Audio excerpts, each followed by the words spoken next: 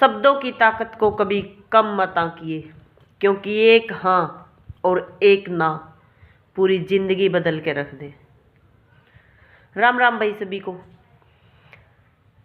कैसे बोलना है इंसान बचपन में सीख ले है, लेकिन क्या बोलना है ये सीखण में पूरी जिंदगी चली जावे।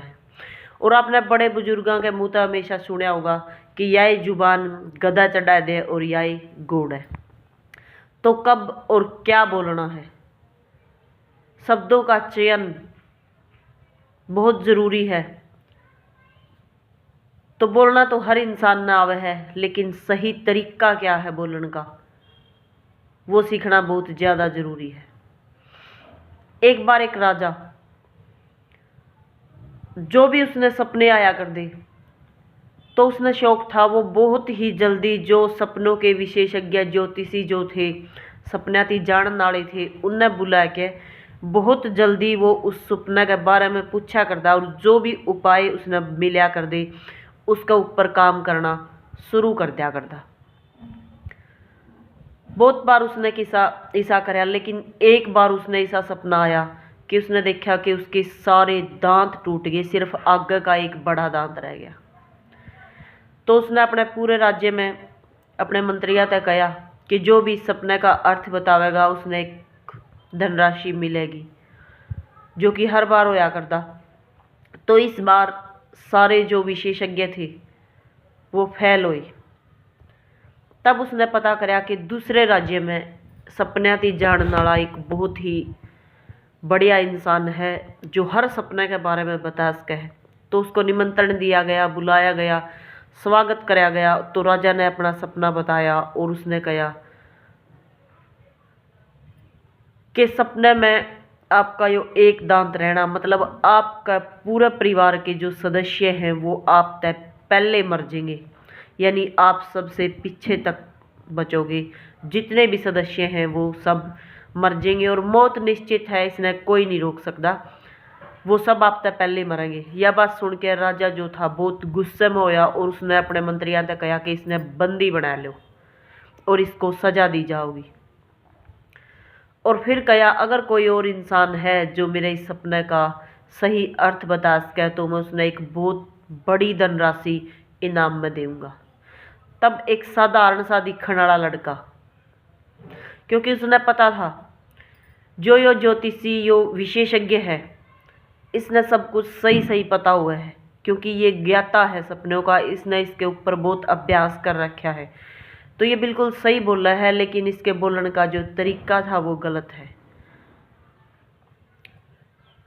क्योंकि कुछ लोगों ने सच्चाई एक हुआ है, लेकिन उस सच्चाई को शब्दों की एक अलग पहचान, एक भाषा हुआ है भाई, उसने वो चीज़ पसंद आवे है और एक चीज़ पसंद नहीं आती यानी गुस्सा आवे है। तो उस लड़के ने अपना दिमाग लगाया और महाराज से कहा कि मैं अपने सपने का अर्थ बता सकूँ। तब उसने कहा कि बताओ। तब उस लड़के ने कहा कि महाराज आप इस राज्य पे बहुत लंबे समय तक राज करने वाले हो और हमारे लिए इससे बड़ी खुशी की बात और कोई हो नहीं सकती, क्योंकि आपकी आयु बहुत ज़्यादा लंबी है।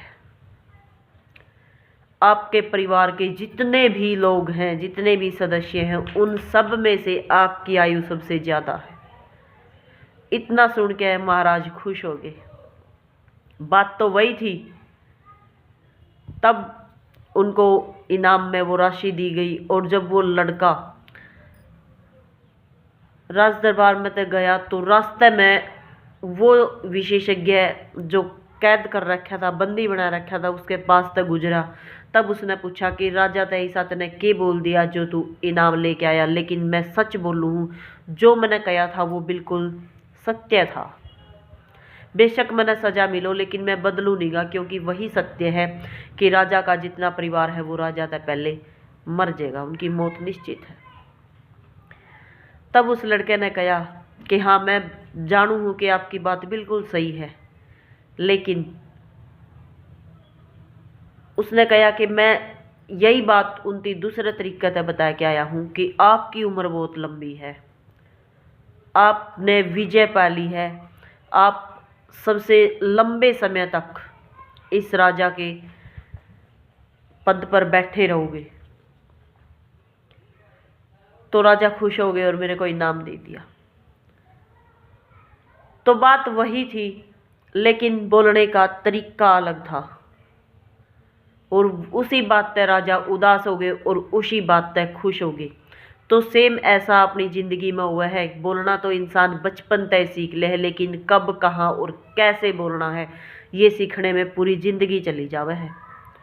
और एक शब्द तक कब किसका हृदय दुखी हो जाए, और उसी शब्द को सहज भाव में बोलने से, शब्दों का मिलन ठीक होने से वही शब्द किसी के दिल की चोट को ठीक भी कर सके।